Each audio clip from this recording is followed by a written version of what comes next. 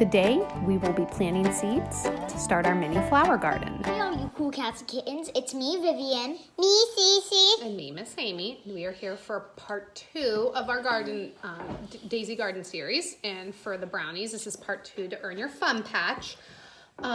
Today, daisies are going to be earning this little part award for their badge. It's the watering can award. And you guys are going to be earning that by making your mini garden. And brownies, you are going to be earning that too. So before we go any further, I hope you guys are working on your at-home challenge. I've gotten some cool pictures of forts. Keep sending me the pictures and videos. I love to see them. And secondly, we are going to talk about this. Some of you may be doing these right in a row. So you may have just finished this. We did put our beans in the bags yesterday, and so far so good. There's no root emerging at this point, but we're going to keep an eye on that, so don't forget to keep filling these out. so you also, when you see like your seed getting wrinkly, this is Cece's, you're gonna know it's gonna sprout soon because it's pushing out and it's soaking in the water, so that means it's gonna sprout soon. So maybe in the next day or so. And that first sprout is called the radical root. That's the first root that grows. That's what happened with our 2 beans that we planted. And Vivi decorated her pots up a little bit. They look good. I'm going to show you in a minute a bunch of different ways you can get your garden started, a bunch of different methods that you could use using recycled materials and basically not having to spend money.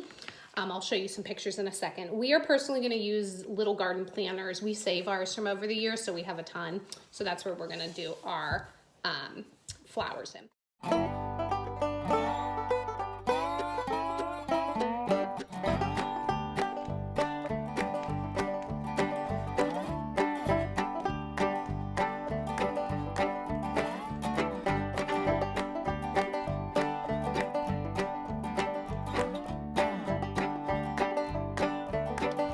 So I'm going to show you the different types of seeds I'm going to give you.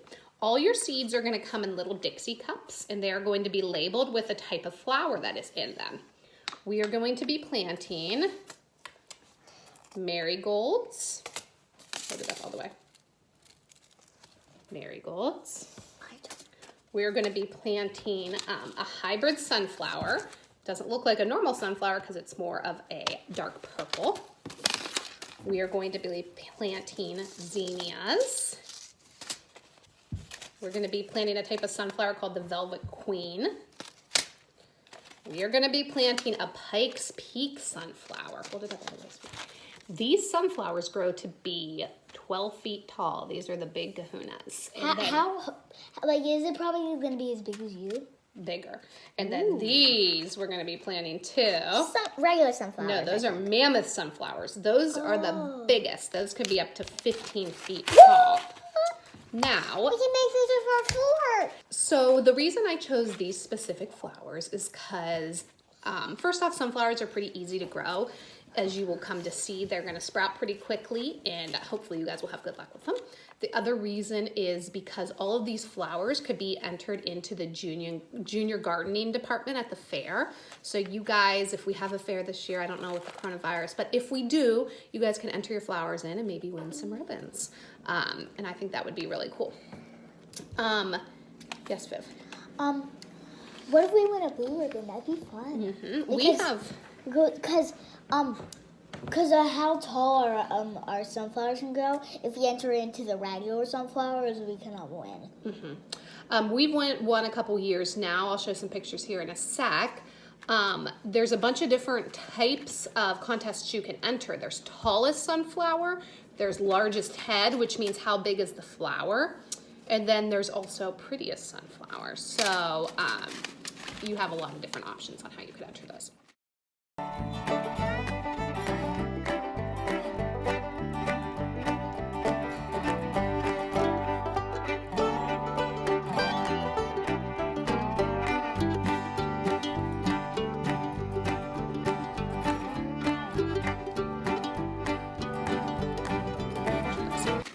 So the first thing I'm going to have you do is I'm going to be giving you some... I already have a stick. Oh, some popsicle sticks. Unfortunately, all I had were colored ones because That's all I had, and they didn't have any of the regular colored ones at Target. So you are going to be labeling these with the types of flowers we are going to be planting. Some of you may try to grab Sharpie thinking that would be the best bet. It is actually not. Sharpie, believe it or not, will wash off and fade in the sun and the rain. Your best bet to use to mark these with are plain old pencils. The pencils hold up better. So there might not be exactly... Or we can use paint if we let it dry. There might not be exactly enough popsicle sticks per seed. So what we do is we plant all of our marigolds in one planter, and then we just put one marker in for the marigolds. We put all of our mammoth sunflowers together, and we mark those clearly. So you don't have to make, if you're planting 20 seeds, you don't need to make 20 markers. I think we have about 6 different kinds of seeds. So you'll make about 6 to 8 different kinds of markers. So I am going to pause it here while the girls get started going on that. What if it takes us a whole stick? You're just going to write this part, marigold. D. Marigold.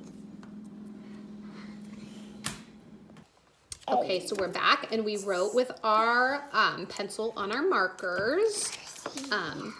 You mean popsicle sticks with our pencil? Yes, thank you, Viv. I meant our garden markers. So you see, it kind of turns out, well, the purples actually did not turn out so good. You may, if you get purples, I'll try not to give them to you guys, but we might need to if we're running low. You may want to try to write with black marker on that just so you could see it. So Cece's going to show you some of hers. Okay, and so next we're going to go outside and get started with our planting. And real quick, I'll tell you this. I'm going to send this information to your moms and to you guys. The sunflowers, all of the sunflowers go about an inch into the soil. So honestly, what we do is we just stick our finger in till about up to our knuckle. We put the sunflower in and cover it up. Now, that is for all the sunflowers. The zinnias and the marigolds, which I think Vivi has. Yes. Those will be labeled. Those do not get buried that deep. You are actually going to put a couple, like one of these on the top of the area you're going to be growing it. And the best way to do it is to just sprinkle dirt over top of it. And the seeds are very different looking. The seeds for the zinnias are really small and skinny. And then the seeds for the marigolds, Viv, can you pass me that? Which one's the marigold? This one. Oh. The seeds for the marigolds are even crazier. I patterned my sticks because I have blues and red. They look like just teeny little sticks. What? So, like I said, you do not want to bury these deep. I will remind you with a piece of paper that I will be sending with you guys, but you want to make sure that you put these in and then just sprinkle some dirt over them. So we are going to go outside and get started. They're right in front of me. Okay, so the girls are getting ready, filling up some of our pots with dirt. It is about 44 degrees outside, so we will keep our seeds out during the day, and then in the evenings we'll bring them into our garage because they will not be able to survive if it frosts during the night. And we get a wagon and put all of them on to kind of make it easier for us. And then, but you got to remember to take them out every morning because they need their sun to grow. Okay, the girls are going to start by planting their mammoths. I'm gonna drop this one.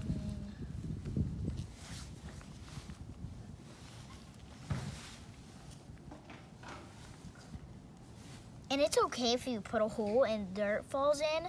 That's because the seed's gonna be covered up in dirt anyways. After you get your seeds in, don't forget to add some water. The watering can might be heavy, so just do your best not to try to spill it.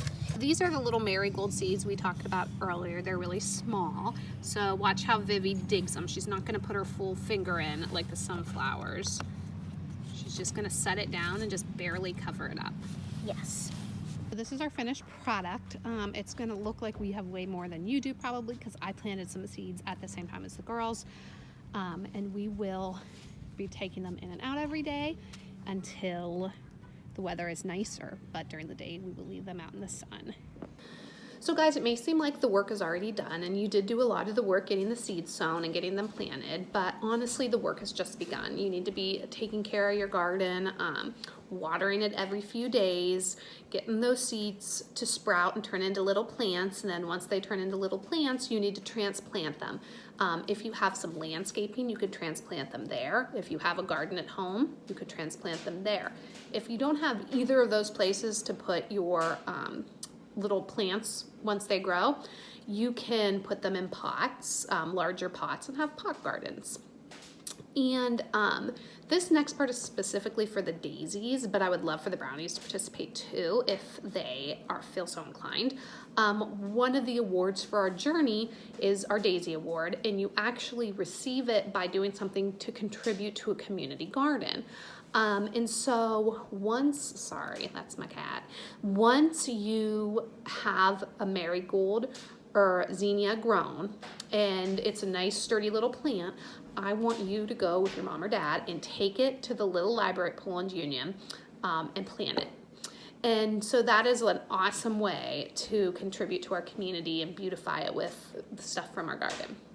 And so please, please, please send me pictures and videos of you guys doing this. I'm actually gonna take all the pictures and all the videos and put them together and make a little YouTube video for you all guys so you could see what everybody else has been doing, earning this badge and with all the hard work you're doing.